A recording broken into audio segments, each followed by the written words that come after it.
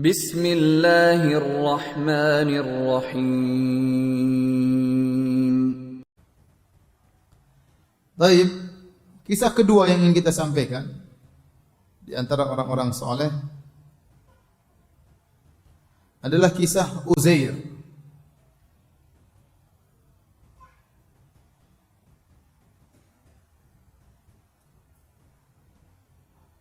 Uzair sebagaimana Allah sebutkan dalam surat At-Taubah, kalau tidak salah ayat 30, kata Allah Subhanahu wa taala, wa qalatil yahudu Uzairun ibnullah wa qalatin nasara al-masih ibnullah dzalika qauluhum bi afwahihim yudahiuna qaula alladziina kafaru min qabl qatalahumullah anna yufakun. Jadi kata Allah Subhanahu wa taala, orang-orang Yahudi berkata bahwasanya Uzair adalah putra Allah. Orang-orang Nasara mengatakan Isa adalah putra Allah. Itulah perkataan mereka dari mulut-mulut mereka. Mirip kata Allah, yudahiuna qaulal ladzina kafaru min qabl. Mirip dengan perkataan orang-orang kafir sebelumnya, yaitu yang mengatakan al malaikatu banatullah. Malaikat-malaikatlah putri-putri Allah. Qatalahumullah. Semoga Allah memerangi mereka, anna yufakun. Jadi yang mengatakan Allah punya anak ada 3 golongan. Pertama, Yahudi mengatakan Uzair putra Allah. Nasara mengatakan Al-Masih ibnullah. Orang-orang musyrikin dahulu mengatakan para malaikatlah putri-putri Allah, dan Allah Subhanahu wa taala lam yalid wa lam yulad, ya. Allah tidak punya anak dan Allah tidak dilahirkan. Ya.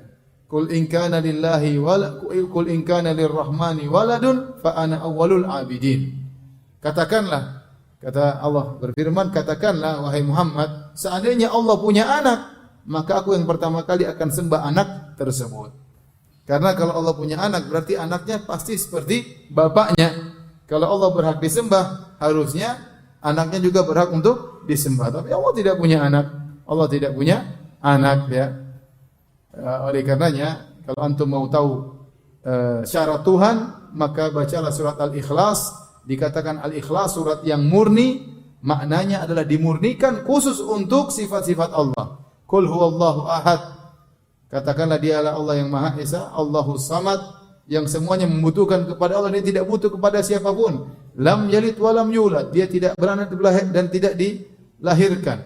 Wa lam yakul lahu kufuwan ahad, dan tidak ada satupun yang serupa dengan dia. Itulah syarat Tuhan, ya, yang tidak ada yang memenuhi persyaratan sebagai Tuhan dengan syarat-syarat ini kecuali Allah Subhanahu wa taala. Adapun tuhan-tuhan yang disembah selain Allah tidak memenuhi persyaratan ini, ya.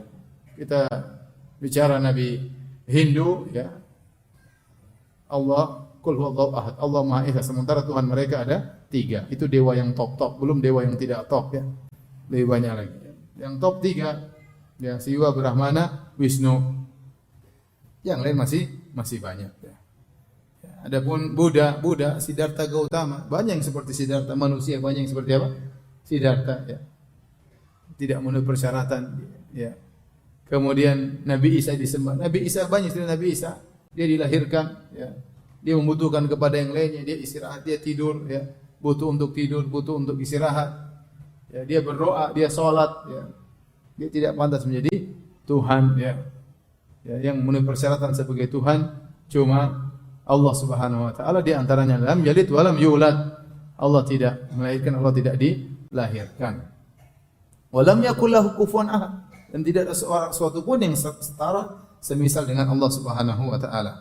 Nah, Uzair ini diagungkan oleh orang-orang Yahudi, disebutkan oleh sebagian kelompok Yahudi, tidak seluruhnya. Sebagian kelompok Yahudi mengagungkan Uzair sampai mereka mengatakan Uzairun ibnullah. Uzair adalah putra Allah Subhanahu wa taala. Sebenarnya siapakah Uzair ini? Uzair disebutkan oleh para ahli tarikh, disebutkan oleh para ahli tafsir,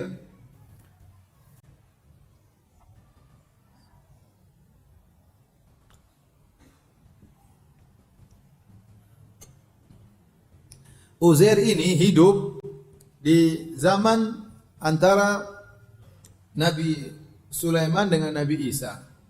Nabi Sulaiman dengan Nabi Isa.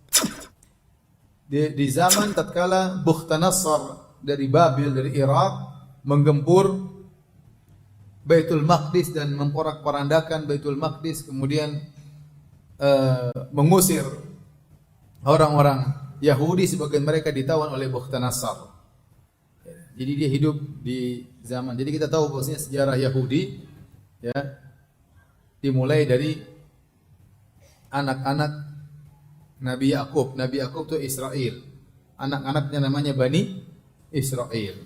Anaknya Yakub 12. Di antaranya Yusuf dan Binyamin, di antaranya putra keempat Yahuda namanya. Ya, ada 12. 12 anak dari 2 istri dan 2 pembantu ya.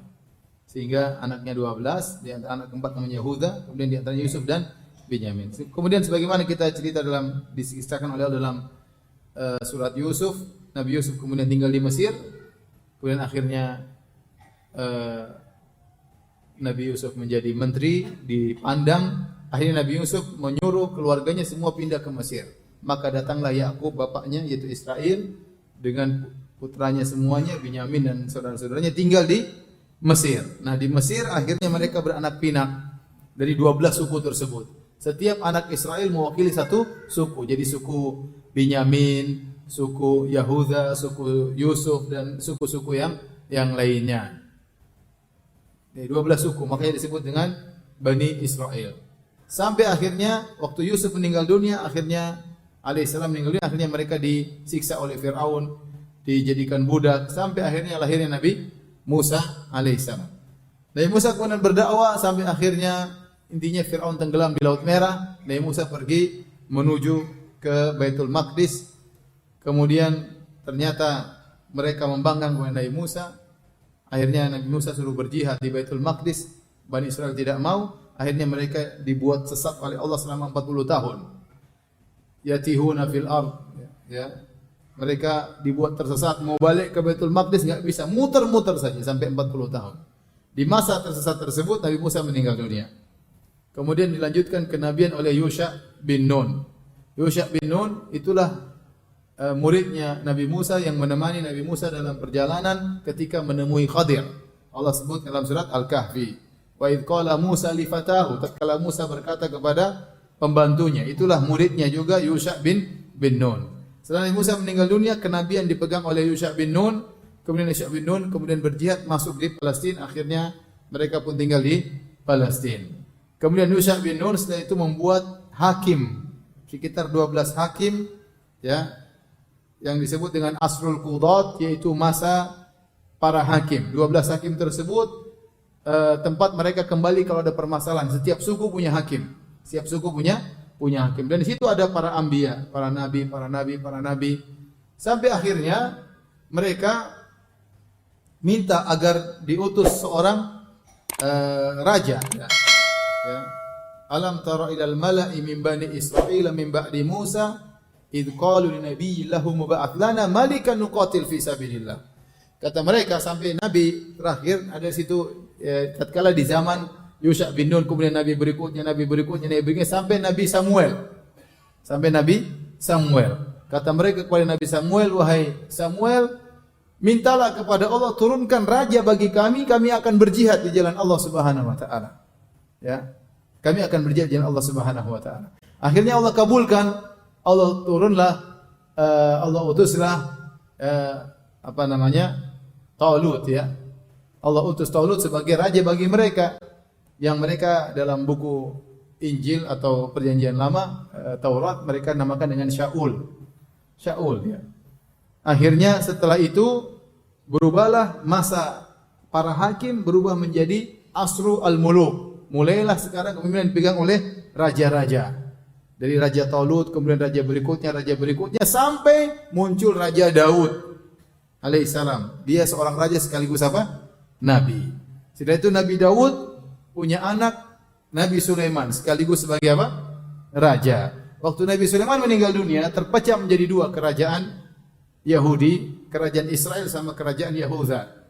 Rohboam anaknya Sulaiman bikin kerajaan Israel.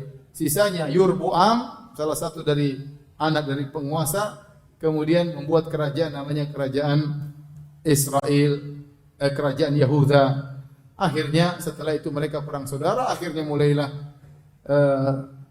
diserang oleh yang lain sampai datang Bukhtanasar menyerang mereka. Hancurlah mereka, kemudian dihancurkanlah Baitul Maqdis, kemudian Haikal Sulaiman dihancurkan oleh Bukhtanasar. Ya.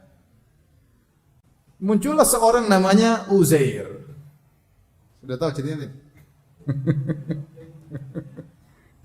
Mau ulang sendiri lah. Muncullah seorang namanya Uzair. Uzair ini seorang yang soleh, ya. Apa ini seorang nabi atau bukan? Yang benar dia bukan seorang nabi, dia seorang yang soleh. Seorang yang soleh. Dan dia disebutkan dalam buku-buku tafsir, dia hafal Taurat. Dia hafal Taurat. Suatu hari setelah diserang oleh Bukhtanasar sudah Bismillahirrahmanirrahim.